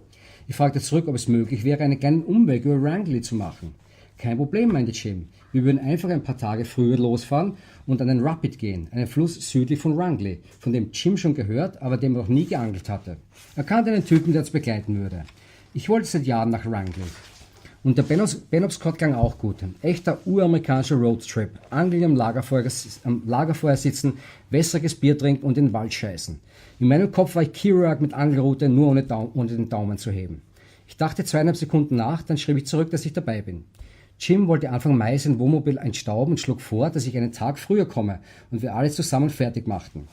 Von Boston nach Searsport an der Küste von Maine ist es mit dem Flugzeug nur einen Katzensprung, aber Jim meinte, ich sollte den Bus nehmen, um einen Eindruck vom Land zu bekommen. Dann kannst du auf der Fahrt ein paar Wahnsinnige treffen, kennenlernen und du siehst die Landschaft, sagte er. Die ersten Stunden sah ich mit dem Kopf ans Fenster gelehnt die Umgebung an mir vorbeiziehen. Die Passagiere waren eine wilde Mischung. Ein übergewichtiger Teenager, dessen T-Shirt lebensecht eine Kreuzigung darstellte, darunter der rätselhafte Satz Read between the lines. Ein deutsches Pärchen, ganz in schwarz mit Flock of Seagulls Frisuren, eine Rothaarige, die irre schien und eine sehr, sehr dicke Frau. Es gab wenig zu sehen, meist Bäume und Felsen, während sie die Straße durch die abgeholzte Brache zog. Mehrmals döste ich ein und wurde von der singenden Rothaarigen geweckt, die ihre Kopfhörer auf und die Augen zu hatte. Die dicke Frau gegenüber lächelte er mich mitfühlend an. Später redeten sie miteinander. Die Dicke über ihren Ex-Mann, der sie geschlagen hatte, und über das Frauenhaus, die Rothaarige über ihre Katzen und ihre unmöglichen Eltern. Als ich wieder aufwachte, waren wir an der Küste von Maine und fuhren durch Fischerdörfer und kleinere Orte. Aber inzwischen war es dunkel und regnete. In Searsport schließlich war ich der letzte Fahrgast. Jim wartete am Yachthafen auf mich, im Nieselregen in eine knallgelbe Öljacke gekauert. Wie war's? Hab ein paar Wahnsinnige kennengelernt und die Landschaft gesehen, sagte ich. Wir hatten einen Tag Zeit, um unsere Vorräte zusammenzupacken und Jims Wohnmobil unter den Bäumen hervorzuholen, wo es den ganzen Winter über gestanden und Moos und Laub angesammelt hatte.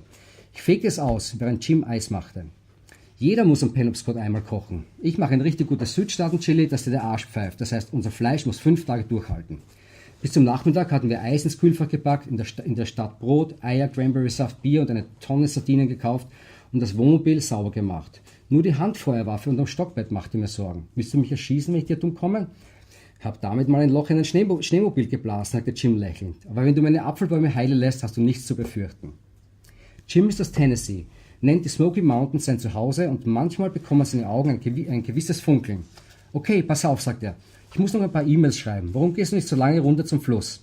Einfach den Pfad runter bis zum Fuß des Hügels, am Teich vorbei und dann hörst du ihn schon. Über die Brücke, dann ein Stück flussabwärts, da ist eine gute Stelle und wir sehen uns zum Abendessen. Jims Anwesen erstreckte sich über 50 Morgen in ein bewaldetes Tal, durchschnitten von einem quirligen, regengespeisten Bach, der nur 1 Kilometer weiter unten ins Meer mündete. Ich befolgte Jims Ratschlag. Die Sonne schien durch das Blätterdach und marmorierte die Luft mit warmen Flecken. Es roch nach Moos, Laubstreu, der kühle Feuchte des Baches. Hinterm Wald öffnete sich eine sumpfige Talaue. Hier zog sich der Bach die Schuhe aus, bevor er langsam die dunklen, torfigen Gumpen hinabrann und durch die Biberdämme sickerte. Ich setzte mich eine Weile hin und sah aufs Wasser, saugte die Sonne auf, wartete auf Lebenszeichen. Sie kamen. Ein Platschen unterhalb, ein Platschen oberhalb. Alle paar Minuten schoss ein kleiner Bachsaibling an die Oberfläche. Das Steigen hungriger, wettstreitender Fische. Sie jagten meine Trockenfliege vom Flussbett aus, manchmal so flink, dass sie sich selbst hakten oder sie komplett verfehlten. Ich versuchte es an den verwinkelten Standplätzen, um größere Fische zu fangen. Am Kopfende des mittleren Gumpens lag ein Baum über einer Schwanenhalsbiegung im Bach. Um den Gumpen abzufischen, musste ich auf den Baum klettern, mich darüber lehnen und die Fliege unter der Rutenspitze absenken, um mit ihr die Oberfläche zu streicheln.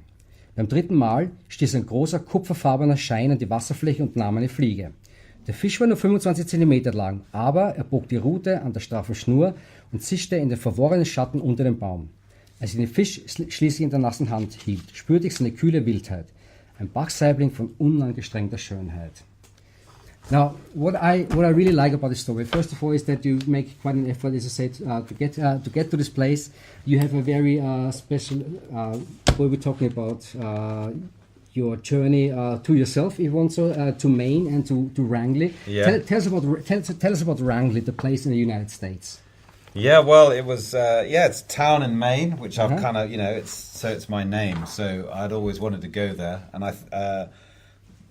a great something or other grandfather kind of went out there and founded a timber mill, I think. So this pal of mine who lived in Maine kind of asked me, Jim Babb, who actually the editor of Gray's Sporting Journal, that's the Jim, and a really great writer who's written some amazing books. He asked me if I wanted to go and join him on his annual trip to the Penobscot, and I said, yeah, but can we go via Rangeley? And it was quite weird going there because you got to feel what it was like to be a kind of slightly weird celebrity for about 30 seconds because the town historian always took pictures of people who were called Rangeley who came to visit the town. So he took a picture of me under a little sign called Rangeley. It's a pretty cool place. It's just like a little sort of town in the middle of the Maine forest near some really amazing fishing. There's actually a fly called a Rangeley, and there's a Rangeley boat as well. So there's all this kind of maybe it's in my blood. And you considered for a short while to even move out there to Maine because you like the place so much? Well, no. I think get out of the story. I think what I was trying to show in that is when you go fishing to some lovely far off place and you immediately start looking in the estate agents thing. You think, I'm so happy here. I'm going to come and live here. So I was sort of exploring the absurdity of that because of course you do that. It never works because all the things you think you're going to escape from, you just take with you because they're inside you anyway. I had no real intention of it, but I was just sort of toying with the idea. I thought it was quite an interesting one. But one place you're probably not quite as likely to go back anytime soon again for fishing would be Australia. And that's why there's this nice little story. It's called Annie's Creek. Okay. Which is a small town in... No, Annie's Creek was just like a little muddy creek. It was... But it's a small place in Northwestern Territory. It was Northern Territories of Australia, where there's, barramundi. So we were trying to catch barramundi, and we were completely not catching barramundi. We'd been promised that we'd be literally kicking them out of the boat. There were so many. And we'd spent about... This story starts after 10 days of catching absolutely nothing except sunstroke. So that puts it in perspective. This Northern Territory is really boiling hot. You start fishing at 4 a.m. and you finish at about midday because after that it gets too hot. And we were with a great guide, but it was the end of the season. He'd had one too many client, and he wasn't getting any fish, and he was getting more and more worked up. So that's where it goes. Und wie sich das wirklich anfühlt, hören wir jetzt in den nächsten Auszug. Annie's Creek. Gegen 2 Uhr nachmittags, die Sonne brennt wie ein Scheinwerfer auf eine Stelle neben meinem Nacken. Kommt Dundee in seinem neuen Boot um die Ecke der Knife Island gefahren. Seine Freundin Ginny ist mit an Bord. Als sie uns sehen, wenden sie im Meeresarm. Wir haben an diesem Morgen die gesamte Bucht abgefischt und sind immer wieder an diesem Felsen gelandet, wo wir einen Schwarm winziger Traveler finden. Wir werfen sie an, um überhaupt einen Fisch an der Leine zu spüren. Uns ist gerade alles recht, obwohl wir eigentlich nach Barramundi suchen. Hey Ronny, diese kleine Teufel ziehen wie verrückt. Die GTs bringen's einfach. Echte Straßenkämpfer, immer voll drauf. Ich habe schon den 4. oder 5. gefangen, als Dundee den Motor abstellt. Die Heckwelle klatscht seitlich gegen unser Boot. Das plätschernde Wasser dröhnt in die Stille. Auf den Wellen hüpfend drehe ich mich um und begrüße die beiden. Meine 9er Fliegenroute kaum merklich gebogen, während der GT an der Oberfläche kreist. Tag Jungs, sagt Dundee. Hey, was gefangen? Auf dem Vorderdeck richtete sich Ginny in ihr Bikini mit dem Muster der britischen Flagge auf und lächelte mir zu, während sie meine Antwort abwartet. Mit der Hand die Sonne abschirmend blinzelt sie ins Licht. Sie hebt ein Knie und ihre Schenkel öffnen sich wie eine geölte Schere. Sie hat hinreißend braune Schenkel. Ich spüre den Schweiß auf meiner Stirn. Ach das, sage ich und komme mir plötzlich vor, als müsste ich beim Arzt die Hose runterlassen. Nicht der Rede wert. Spiel nur ein bisschen rum, winzige Dinger. Dundee sieht auf die Fische, nickt und wendet sich zu Grant, der am Steuer sitzt. Und Grant, wie läuft's? Schlecht, Dundee, schlecht, nix am Haken. Aber immerhin haben wir alles gegeben. Was, Jungs? In seiner Stimme liegt Zwangsoptimismus. Ich weiß, dass er mit Dundee geredet hat, abends, als er Ronny und mich beim Bier sitzen gelassen hatte. Es folgen ein paar bedeutungsschwere Sekunden Schweigen. Sieht so aus, sagte Ronny schließlich. Ich versuche den mickrigen GT abzuschütteln, als Dundee wie nebenbei sagt, dass er draußen am Rand der Bucht jede Menge Queenfish in der Oberfläche gehabt habe und dass Ginny, die fast noch nie angeln gewesen sei, mit der Fliegenrute ein 15 Pfund schweres Exemplar gefangen habe. Tolles Ding, was, Darling, sagte Dundee. Ein sehr schöner Fisch, sagte Ginny. Den Spot musst du dir ansehen, Grant, sagte Dundee. Du weißt schon wo, da draußen lungern richtig große Fische. Dann tippt er seinen Doppelaußenborder wieder an und sagt, er müsse dringend zurück an Land, um an seinem Wohnwagen zu schrauben. Ich glaub's ja nicht, Grant, als sie weg sind. Ich habe ihm von dem Spot erzählt. Den scheiß Spot weiß er von mir. Ron und ich, wir setzen uns, um aufs Wasser zu sehen und denken an die großen Queenfish und unsere kleinen GTs. Die Hitze drückt uns nieder wie ein heißer Motorblock. Na toll, entfährt es Ronny plötzlich. Der feine Crocodile Dundee kommt mit seinem $25.000 Boot angepaddelt, auf dessen kolossalen Castingdeck er seine Ginny sicherlich mehr an die Hand gegeben hat als nur seine Angelroute, und dann erklärt er uns, dass sie gerade einen 50 Pfund schweren Queenfish gefangen hat, obwohl sie ihr Lebtag noch nie Angel war. Und wir stehen hier in unserem ganzen Elend mit einer 2000 Pfund teuren Ausrüstung und unseren mickrigen GTs wie die Kleinkinder an der Mole. Sollen wir uns jetzt freuen oder was? Grant zuckt die Schulter und schlägt vor, dass wir irgendwo anders ein paar Würfe probieren. Er will, dass es endlich wieder besser läuft, ist aber gerade ziemlich selbst angefressen. Mann, wir hätten einfach rausfahren sollen, sagt er plötzlich. An diesem Tag auf der Skala fahre ich immer dahin. Da muss man hin. Warum habe ich auf euch gehört und die verkackte Rinne mit den vertrockneten Quallen abgefischt? An solchen Tagen auf der Tide-Skala muss man einfach raus. Ich sehe Ronny an und Ronny sagt, perfekt. Von hier an ist alles möglich. Ich werfe meine Fliege an einen Mangrovenbusch, obwohl ich genau weiß, dass ich nichts haken werde, und frage mich, wie es so weit kommen konnte. Ich erhoffe mir vom Angeln nicht viel. Oder anders gesagt, was ich daran mag, ist einfach, wie die Welt auf eine Verbindung mit einem Wesen schrumpft, dessen Leben sich um Dinge wie Gezeiten, Wetter, Mondphasen dreht. Eine solche Verbindung herzustellen ist schwierig. Wäre es leicht, dann wäre es langweilig. Aber gerade ist mir zu heiß, ich bin zu genervt und zu weit weg von zu Hause, um philosophisch zu werden. In den letzten Tagen habe ich manches Mal gedacht, scheiß auf die Mangrovensümpfe und die wilde Schönheit dieser Gegend. Ich brauche den feisten Zug eines großen Barramundi. Oder, wie mir jetzt zu den Kopf schießt, Ginnys warme Schenkel.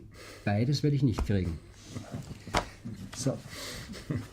I really like the ending to this little excerpt.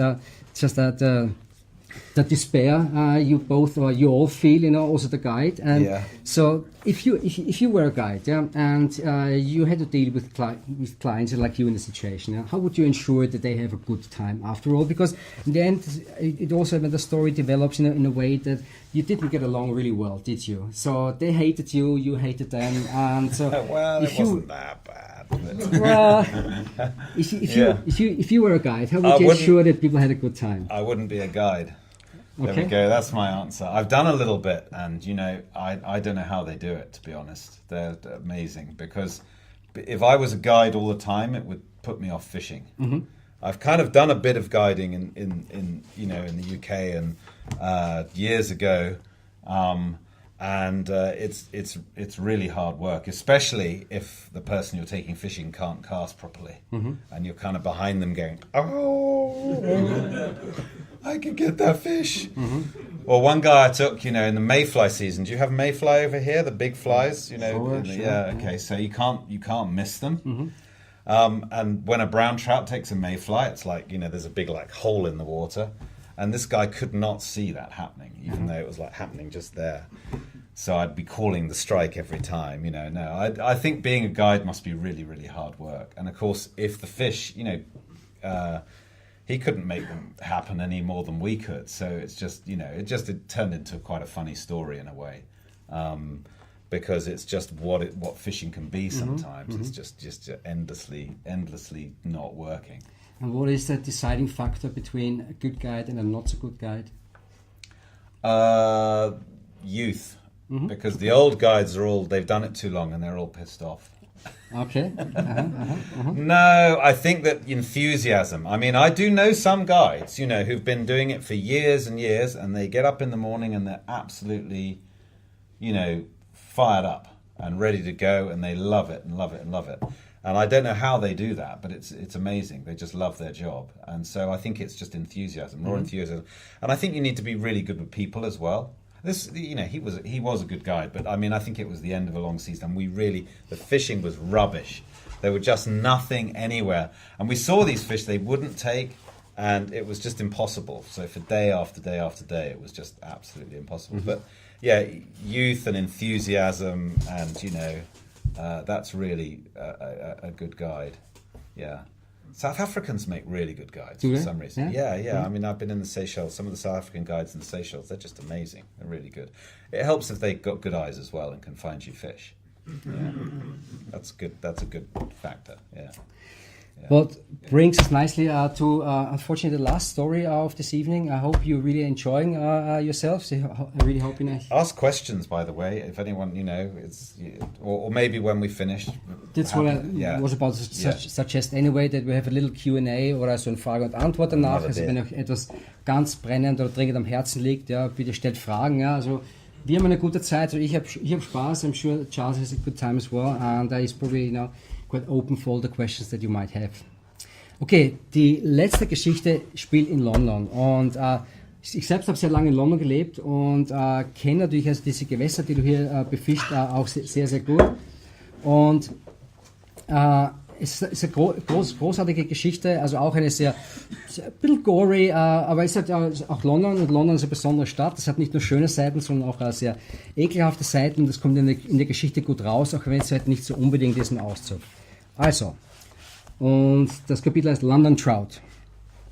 Von Tottenham Hale lief ich zu den Walthamstow Reservoirs, 9 windgepeitschte Wasserflächen mit Blick auf die Docklands Towers in Zone 3 der Victoria Line. Diese Trinkwasserreservoirs werden vom Lee gespeist und sind durch den Coppermill Stream Kanal miteinander verbunden. Auf dem kurzen Weg von der Bushaltestelle zu den Reservoirs überquert man den Lee. 2 Flussäste, der eine flach und schnell, der andere durch eine Sperre gestaut, fließt hinter den Landstraßen wieder zusammen. Entlang den Gleisen über der Sperre standen vertrocknete Blumen in einem feinen Film aus Straßenstaub. Stellenweise waren auch die helle Plastikverpackung um die Gleise gebunden, und ich sah 3 graue Teddybären um das folierte Bild eines kleinen Jungen. Obwohl es sich wellte, konnte ich erkennen, dass der Junge lächelte. Vielleicht posierte er für ein Schulfoto. Vom Alter her hätte er mein Sohn sein können. Das Stauwasser war tiefdunkel. Hunderte von Blumen waren an die Gleise gesteckt. Die meisten verdorrt, manche aber noch strahlend und frisch. Verwundert sah mich der Aufseher des Reservoirs durch sein dickes Sicherheitsglas an, das ihn vor jedermann beschützte, der mit vorgehaltener Waffe seine Kasse ausrauben wollte. Sie wollen sich also einfach nur umsehen, aber wozu? Ich erzählte ihm, dass ich gehört hatte, es gebe im Coppermill Stream Äschen und sogar Forellen, die offenbar aus den Staubbecken entwischt waren. Die Äschen sind weg, guter Mann, die verfluchten Kormorane haben sie geholt. Wenn Sie Schriftsteller sind, schreiben Sie über die Kormorane. Hinter ihm hing ein Glaskasten an der Wand, darin eine große Regenbogenforelle und der Text 13 Pfund, Coppermill Stream 1987. Ich fragte ihn danach. Die war ein paar Jahre hier drin, gibt sicherlich noch mehr davon. Einmal haben wir eine im Netz gehabt, die war in den Karpfenbecken, keine Ahnung wie lange. Jedenfalls 15 Pfund wog das Ding. Wir haben es ins East Warwick gebracht, das Reservoir unten am Ende. Die wird den Jungs einen ordentlichen Schrecken einjagen, wenn sie sehen. Das ist das Vereinsgewässer der Fliegenfischer von Walthamstow. Aber im Ernst, diese Kormorane sind die Pest. Hier im Reservoir können wir nur Forellen einsetzen, die mindestens 3 Pfund wiegen. Dann fressen sie nicht. Letztes Jahr habe ich einen erschreckt, und als er weggeflattert ist, hat er gleich 3 Forellen ausgekotzt. Die sitzen da mitten auf der Insel, wie die Leichengräber auf den Bäumen. Also dann, sehen Sie sich ruhig um. Der Coppermill Stream führte an der Wachhütte vorbei und dann in einer Kurve unter der Eisenbahnlinie hindurch. In der Zone, in der das Fischen verboten ist, sah ich einen der großen Döbel dicht am Ufer an der Oberfläche stehen. Als er mich bemerkte, drehte er sich wirbelnd um. Flussabwärts spähte ein Mann mit Regenhut ins Wasser. Ich ging auf ihn zu und er sah auf. Schande nochmal. Früher musste man hier noch seinen Ansitzplatz buchen. Alles vorbei heute. Heute stehst du eine ganze Woche alleine hier. Da vorne habe ich mal richtig fette Barsche gesehen, aber alle weg, weil es nichts mehr zu fressen gibt. Früher gab es hier 300.000 Rotaugen. Sein Name. Kein Witz, Mann. Der beste Rotaugenfluss im ganzen Land. Ja, im ganzen Land. Und jetzt werden die Rotaugen auf der Insel da drüben als 20 cm lange Kormoranscheiße ausgekackt. Mit diesen Worten ging er davon, den Blick weiterhin aufs Wasser geheftet.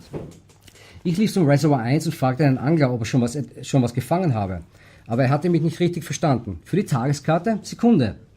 Er griff in seinen Mantel. Nein, ich bin nicht der Wart. Wollte nur wissen, ob er schon was angebissen hat. Fang gerade erst an. Bis jetzt noch nichts, aber ich bin auch gerade erst gekommen. Er nahm die Rute, die er soeben beiseite gelegt hatte, und kurbelte die Schnur ein. Da drüben kriegen Sie nichts. Sie müssen es hier unter den Bäumen versuchen. Direkt darunter. Er warf die Schnur aus. Das Blei flog so hoch, dass ich dachte, es würde sich in den Bäumen verfangen. Zu kurz, sagte er, während das Blei noch in der Luft war. Dumpf prallte es keine 5 Meter vor der Insel aufs Wasser und ließ Bläschen aufsteigen. Nah dran. Nope, aber nicht nah genug. Man muss richtig nah ran.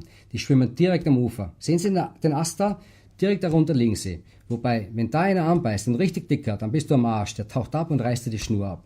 Er warf wieder aus. Wieder zu kurz. Bei dem Wind braucht's wohl ein 50 Gramm Blei. Er holte die Schnur ein und machte sein Tacklebox auf. Ich kniete mich neben ihn. Wahnsinnsausrüstung. Ja, oder? Bin erst seit letztem Jahr dabei. Davor habe ich Matchangeln gemacht. Aber das wurde mir irgendwann zu langweilig. Keine echte Herausforderung. War einfach zu leicht, was zu fangen. Kein Witz, war mir wirklich zu einfach. Karpfenjagd aber, das ist was anderes. Da musst du dir was Richtiges überlegen. Die sind echt clever. Da musst du dir was Richtiges überlegen. Das ist wie Schach. Während er das Gewicht austauschte, fiel mir eine Tätowierung auf seinem Handrücken auf. 2 fickende Ratten, von deren Stirn Schweißperlen aufspritzten. 3000 Pfund steckten da drinnen. Wie bescheuert kann man sein? Der Rutenhalter, der hat mich mehrere 100 Pfund gekostet, aber der Bissenzeiger ist der Oberhammer. Ich bringe gleich einen an. Er nahm eine Dose mit Ködern, rosa Kugeln, die aussahen wie Süßigkeiten. Reines Protein ist das und riecht wie der Balkonkasten im Puff. Der hier heißt Tangy Octopus. Wenn den einen Karpfen erschnüffelt, der kommt aus 50 Meter Entfernung angezuckelt. Er biss eine Kugel durch, ein wahrlich würziger Tintenfisch, kaute drauf herum, spuckte aus. Reines Protein. Schmeckt widerwärtig. Hey, läuft bei dir was? Der Angler vom Abschnitt unter uns kam gerade aus den Sträuchern zurück. Nur in meiner Hose. Sieh zu, wir holen schon noch was raus. Er warf den neuen Köder aus, der kurz vom anderen Ufer aufplatschte. Jetzt straffe ich die Schnur, steck's in das Teil hier und schau in den Himmel. Wenn ein Karpfen auch nur in der Nähe meines Köders einatmet, schlägt der Anzeiger an. Da, schon einer dran. Wahnsinn, oder? Das Ding ist so konstruiert, dass sich der Haken außerhalb vom Köder befindet. Der Karpfen nimmt den Köder, spürt keinen Haken und saugt ihn ein. Dann erst kommt der Haken hinterher. Der Fisch merkt ihn und versucht panisch zu flüchten. Er hakt sich selbst. Sind die hier groß, die Karpfen? Naja, hier haben sie vielleicht an die 30, da hinten 35 Pfund. In den Lower Maynard über 40. Manche sagen bis zu 50 Pfund. Aber das ist nur was für Profis. Da kannst du ein Jahr lang fischen, ohne was zu fangen. Wirklich wahr. Nichts für mich. Die kommen mit ihrem Biwaksack, verstecken sich, wenn es dunkel wird und frieren sich die Eier ab, um vielleicht einen dicken Fisch zu angeln. Wahnsinn, oder? Der nackte Wahnsinn. Ein Stück weiter schlug ein Bissanzeiger an und 2 Angler rangen mit einem Karpfen, den sie ein bisschen klein fanden. Er wog 12 Pfund und der eine Angler hielt ihn leicht widerstrebend in die Höhe, während sein Kumpel höhnische Bemerkungen machte. Sie erzählten mir, dass erst vor ein paar Stunden weiter oben ein 35 Pfünder herausgeholt worden war. Ich sah das Ufer entlang. Mitten in der Woche waren hier 20 Angler, manche mit Zelten, andere im Schlafsack auf Feldbetten eingerollt, wieder andere kochten Tee. Wie Belagerungskanonen zeigten alle Routen auf die Insel in der Mitte des Flusses. Am Pfad stand eine Tafel mit einem Stich, der neuen Reservoir von 1884. Die Darstellung stammte aus der Illustrated London News. Ich fand die Stelle, aus deren Winkel sie erstellt worden war. Die Umgebung hatte sich kaum verändert. Es fehlte nur die Pappelreihe nebst den Gentlemen mit ihrer viktorianischen Kleidung und den in kecken Wickel aufgesetzten Zylindern. Aber hinter den Reservoirs gab es Felder und Marsche. Jetzt standen überall herum Gebäude. Damals war Walthamstow ein Dorf, eine kurze Reise über Land bis zum nordöstlichen Rand von London. Jetzt gehört es zur Stadt. Die Reservoire ein Streifen Wasser in tausenden Morgen Beton. Vielleicht markierte dieser Stich den Wendepunkt. Als der Künstler die Szene skizzierte, stieß die Stadt schon ins umgehende Land aus. 1884 gab es im Lee noch Forellen, wenngleich nur wenige und auch nicht mehr lange. Lee, Durrant, Wandle, Way, Chess, Cole, Minram. Alle diese quellgespeisten Wasserläufe wurden vom herankriechenden Beton und Asphalt der Vorstadt eingeholt. Mich hatte dieser schleichende Tod der Londoner Forellenflüsse zunehmend fasziniert. Ich war den Kanal entlang gelaufen, weil unter ihm ein Bach begraben liegt, der Tyburn. Nach Walthamstow war ich gekommen, weil ich von den Äschen und den entschlüpften Forellen gehört hatte. Flussauf gab es einen Bach, der Salmon Stream hieß, und der Lee musste einst einer der größten Forellenflüsse überhaupt gewesen sein. Ich saß am Ufer des Coppermill Stream, dachte an die riesige fette Regenbogenforelle, die in der Wachhütte an der Wand hing, und fragte mich, ob ich jemals eine wilde Bachforelle zu Gesicht bekommen würde. Ein Relikt dieser einstmals großen Flüsse zwischen umgekippten Einkaufswagen. Now, your interest in fish, water, and fishing transcends fishing for them and fishing these waters. Yeah. Would you mind telling us a little bit about the books, your most recent books that you wrote about the rivers, and the one about the fish that framed the British food? Oh, yeah. Okay, so sort of putting that into context.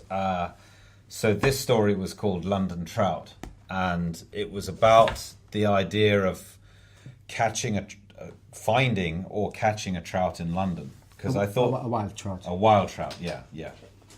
Because Walthamstow, the reservoirs have stock trout, but I thought would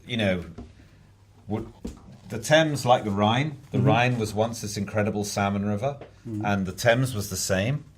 And there are stories about Henry VIII kept a polar bear in the Tower of London, which he trained to go down to the river to catch salmon. And there are other stories about how the dock workers on the Thames had it kind of put into their kind of contracts that they wouldn't be fed salmon more than same here, because they were so ubiquitous.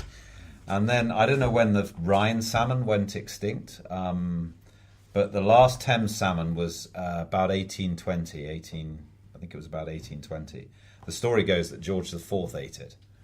And for 150 years, the Thames had no salmon at all. So salmon obviously have to go to sea to keep their life cycle going. Trout, slightly different. So the idea of trout coming back to London streams was a bit more possible, because as long as they had survived upriver, then they could drop back down. So I just thought, well, it would be this amazing sign of how some parts of the world are getting better if I could find a wild trout in London. So that's what I did there.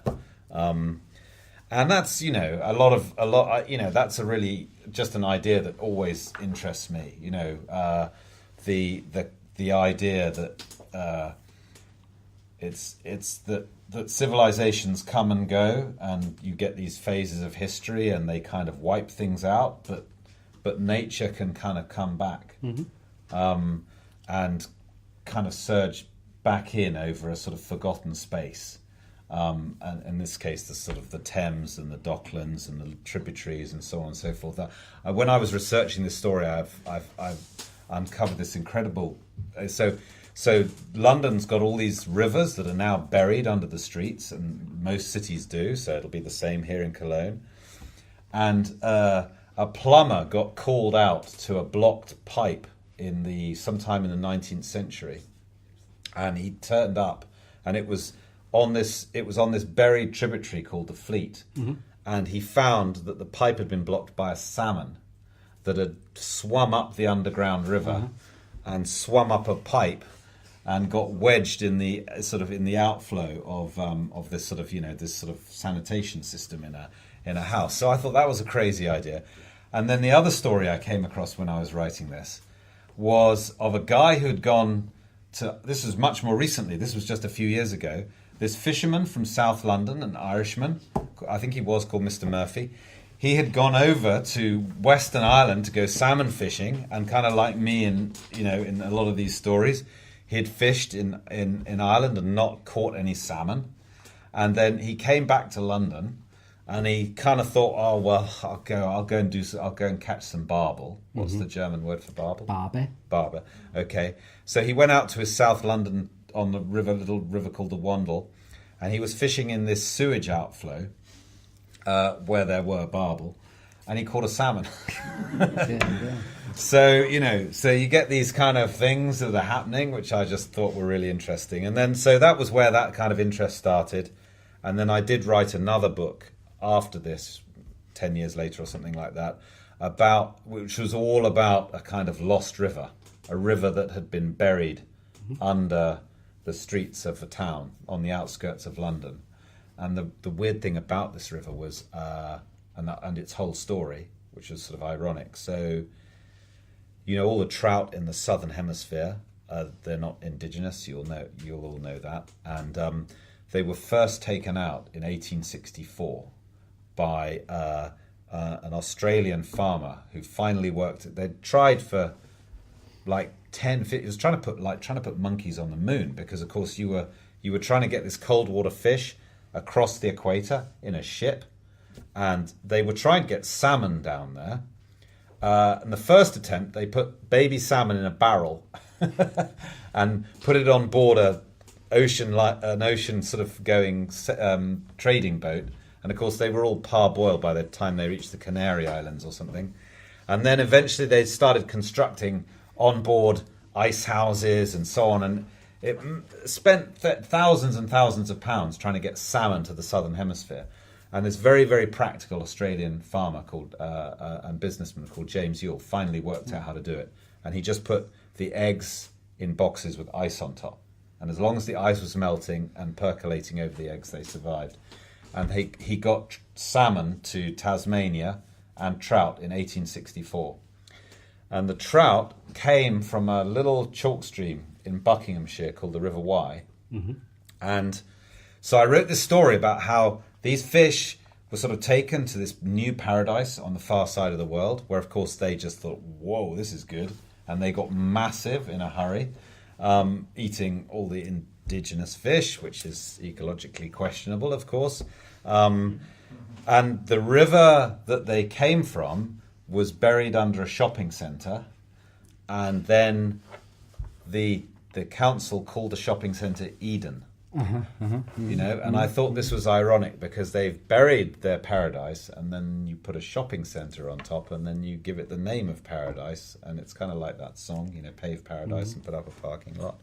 Anyway, so so I find that all really, really interesting. Yeah, all the nature coming back and reclaiming. Well, you know, I think your stories are amazing. They're really interesting. They're really funny. They're very laconic. I hope you got this impression too. Oder ich hoffe, dass Sie auch diesen Eindruck bekommen haben, dass das wirklich sehr lakonische Geschichten sind in einer wirklich auch ökonomischen Sprache. Und das sind ganz tolle Geschichten. Thank you very much for actually, giving me the rights to translate this book in German. I'm really, really happy that Ferne Welt is now available in German. Thank you very much for your time and for being here. It's great stories. If anyone else has some questions, then please fire away. Yeah, do. And if not, I'd say thank you very much for coming, all of you and everyone else who is watching and viewing. And I hope you enjoyed the time with us. I did. And I hope that you find this book intriguing. Oder ich hoffe, ihr findet das Buch interessant genug. Ja. Der Shop sollte mittlerweile auch offen sein unter www.funde, so f&a.de. Also wer Interesse und Gefallen dann hat, bitte, das Buch kann ab jetzt bestellt werden. Für alle anderen, die hier sind, diejenigen, die bereits an der Crowdfunding-Kampagne sich beteiligt haben, bitte das Buch hier abholen und von Charles signieren lassen. Alle anderen, die das noch nicht gemacht haben, die sagen, ja, finde ich cool, coole Geschichten, tolle Stories. Das Buch ist jetzt dann auch hier erhältlich. Also vielen, vielen Dank fürs Kommen und ich freue mich auf eure Fragen.